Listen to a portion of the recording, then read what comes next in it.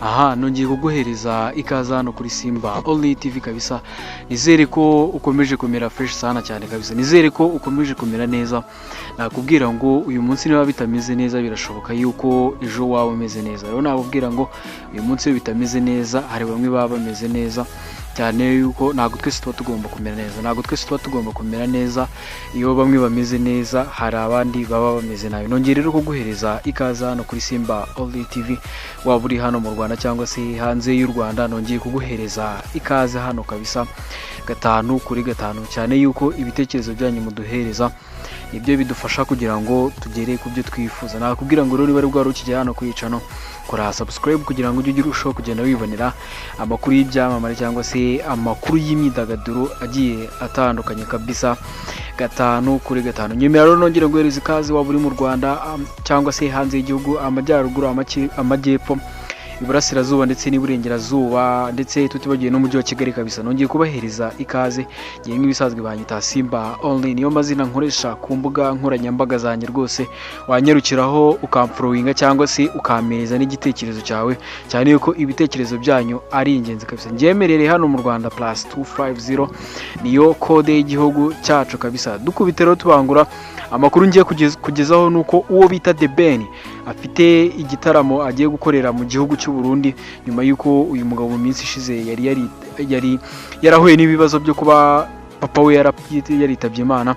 Rero nkaba ngiye kukugezaho ko iki gitaramo kizaba kimeze.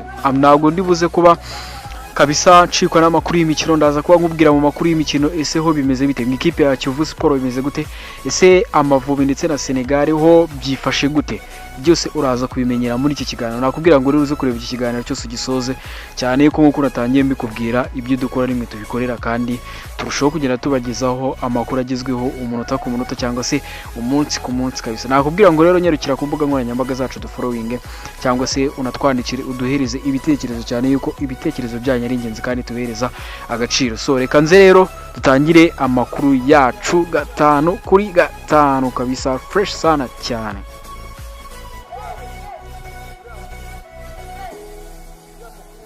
Aha nongeye rero kukwakira hano kabisa kuri Simba Only TV.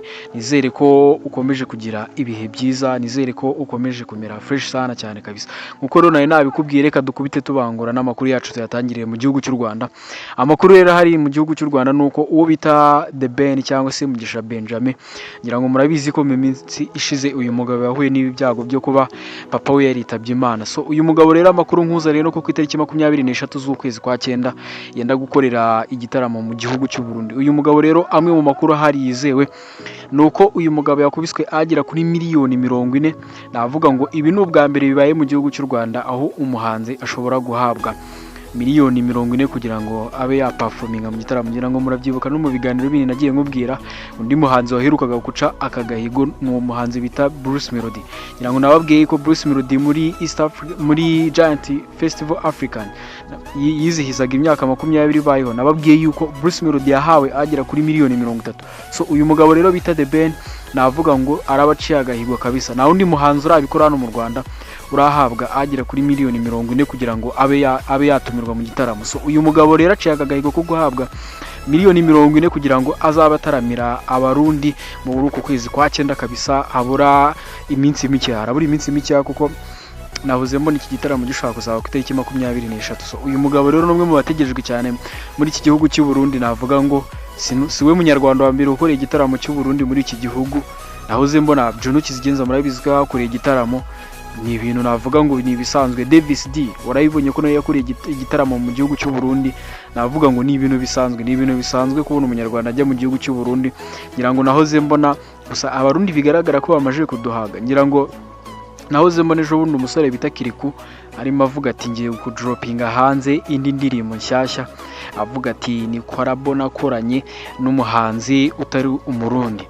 Nahoze mbona comment rero z'abarundi bavuga ati araba atari umunyarwanda, cyane yuko navuga ngo abarundi bamaje kugirana ibikorwa byinshi kabisa n'abahungu bo mu Rwanda. So navuga ngo rero ndabona ngewe ntacyo bitwaye niba igihugu cy'u Burundi bakunda umuziki wacu, why not tutagiye abahanzi bacu batagiye bagakorera amafaranga, cyane yuko ari no kwagura umuziki ni muri East Africa. Navuga ngo uyu munsi ni dufata u Burundi, urumva igihugu cya Uganda twatangiye kukiza imbere, urabona yuko ibikorwa byacu bisigaye biri hejuru kurusha igihugu cya Uganda. Mu Burundi navuga ngo tuburi hejuru, navuga ngo Kenya niyo dusigaye duhinga na Tanzania yo ntabwo twakirwa twigereranya nayo, kuko umuziki wo muri Tanzania wo uraturenze kandi uri no hejuru. Navuga ngo muri Tanzania bo baturusha showbiz kuko navuga ngo showbiz yacu iracyari hasi cyangwa se iracyacumbagira. So nakubwira ngo rero bari rukigera hano kuri channel, kora subscribe kugira ngo uzajye ugenda urushaho kugenda wibonera amakuru agezweho 5 kuri 5. Mubwira yuko ari nge Simba only ugenda yakugezaho umunsi ku munsi cyangwa se umunota ku munota. Nakubwira ngo rero uyu munsi niba bitameze neza, birashoboka ko ejo wamera neza, ntabwo twese tuba tugomba kumera neza. Uyu munsi utameze neza, birashoboka yuko ejo ushobora kuba umeze neza cyane, yuko nanone uba ugomba no gutinyuka, ugakora cyane. Ntago amahirwe azaza nka kwizanire wicaye, bigusaba gukora cyane, bigusaba gukoresha imbaraga nyinshi, ukumva yuko bishoboka yuko no munsi ukomeze ejo siko uzaba umeze. Bigusaba gutinyuka cyane kugira ngo ukore cyane kabisa. Birashoboka ko nawe ushobora kuba wagera kuri success cyangwa se wagera ku nzozi wifuza. So rero tunyarukiye mu makuru y'imikino yandi ahari, ngira ngo murabizi yuko ikipe y'u Rwanda yahuraga n'ikipe ya Senegal kabisa ara mu gihugu cyo muri Senegal.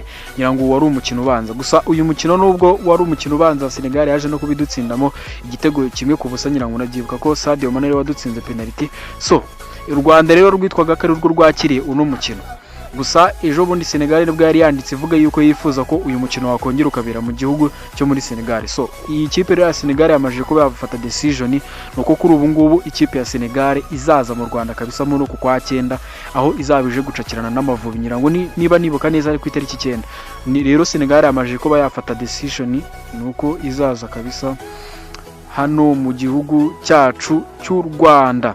Andi makuru rero arimo aravugwa, tunyarukiye mu ikipe ya Kiyovu Sport. Ewana nahoze mbona muri Kiyovu Sport byakomeye kabisa, nahoze mbona Kiyovu Sport irimo iranyomoza amakuru avuga yuko yirukanye abakinnyi bagera kuri 3.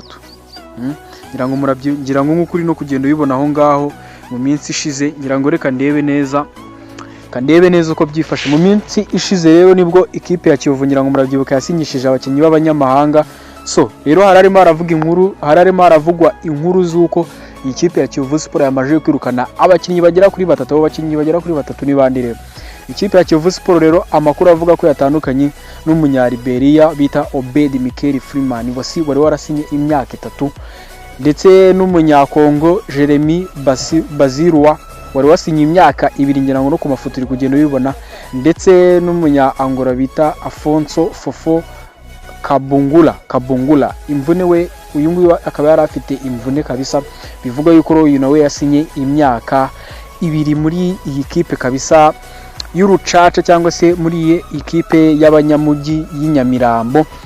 So navuga ngo rero ikipe ya Kiyovu Sport ikaba inyomoza rero aya makuru. Ikipe ya Kiyovu Sport iranyomoza amakuru avuga yuko aba bakinnyi bose yamajije kuba ibasezerera, irabinenga kabisa.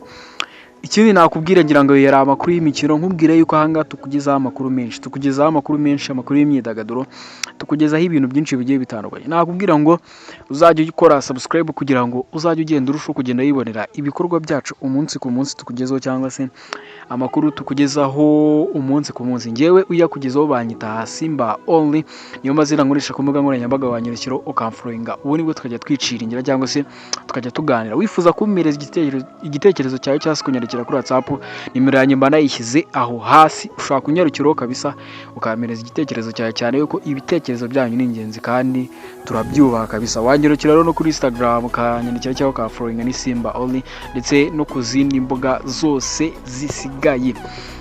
Andi makuru rero nakubwira, ngira ngo nsa nkugana ku musozo, nuko nabonye uwo bita Kenya West kabisa. Uyu mugabo arimo arazenguruka mu gihugu cyo mu Butaliyani, imijyi yo mu Butaliyani. Uyu mugabo rero ikintu gitangaje ni iki? Ikintu gitangaje nuko Kenya West arimo arazenguruka uyu mujyi wo mu Butaliyani yambaye ibirenge. Wabyumvishe neza cyane kabisa. Uyu mugabo rero birimo biravuga ngo ko arimo arazenguruka mu gihugu cyo mu Butaliyani, cyangwa se arimo aragenda azenguruka imijyi yo mu Butaliyani, uyu mugabo yambaye ibirenge. Urumva ko ari ibintu navuga ngo biba bisebetse, cyangwa se ni inkuru inatangaje.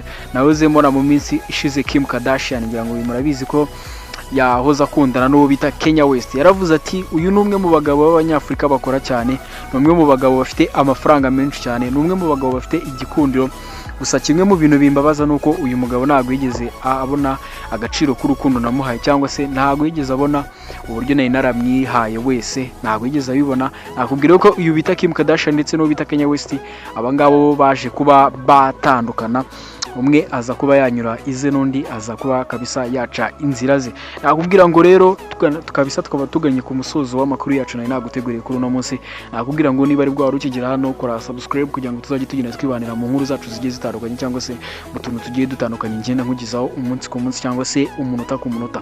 Nakubwira ngo rero wari ukomeje kunkurikirana hano kuri Simba Online TV, nizere ko wagize ibihe byiza kabisa, nizere ko umeze fresh sana cyane. Nongera kukubwira ngo uyu munsi niba utameze neza birashoboka ko ejo wamera neza. Ikintu cya mbere ni ugutinyuka, ugakora cyane, ukumva yuko gukora cyane burya nizo success. Gukora cyane nibyo bizagufasha kugera ku cyo wifuza.